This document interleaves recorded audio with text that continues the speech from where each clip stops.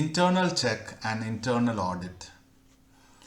Internal check depends upon well-planned bookkeeping and accounting records, including segregation. One of the employee independently verifies the work of another employee. This eliminates the possibility of fraud or error unless there exists collaboration of work between the employees. So that is internal check, where one employee does their work and the other employee would also do the work. Only if there is collaboration, there is a chance of fraud. In internal audit, the audit is completed by employees of an organization. There will be a separate set of employees for this purpose. They may or may not have the qualifications of professional accounting studies or audit related qualifications. So let us take a look at the internal check and internal audit. This is what is the explanation which is given. So internal control is formed from the plan of organization and measures adopted in safeguarding business assets by making sure accuracy and reliability of accounting data is preserved, as well as operational efficiency and adherence to prescribed management policy is followed. Internal control is divided into two broad divisions, namely administrative control and accounting control.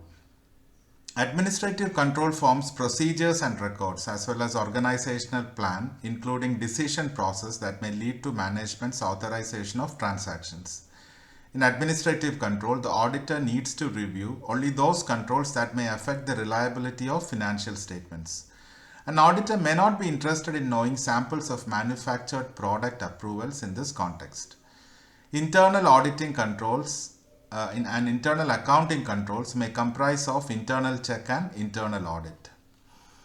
In internal check, the effective operation depends upon well-planned bookkeeping and accounting records, including segregation of duties, as well as internal check itself forming part of internal accounting control. So that is what is internal check, which we had gone through with it earlier.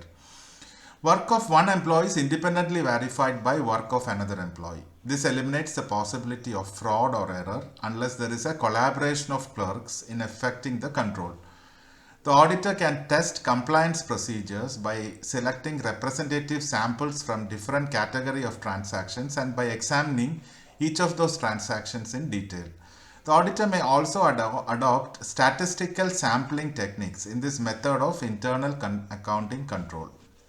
So that is internal check. Okay. In internal audit, on the other hand, the audit is conducted by the employees of the business. There will be a set of separate employees for this type of audit, which is already told. They may or may not have qualifications on professional accounting studies or audit related qualifications.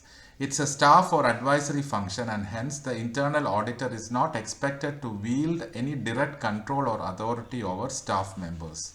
Hence, internal auditing is more advisory to the line manager in action, which may mean the internal auditor may get in line or may be in conflict with the line manager due to differences in point of view. Such conflicts arising between internal auditor and the line manager should be amicably settled and in a mutually understanding manner. So that is internal audit. Internal check and internal audit are covered in this lesson. Okay, thank you.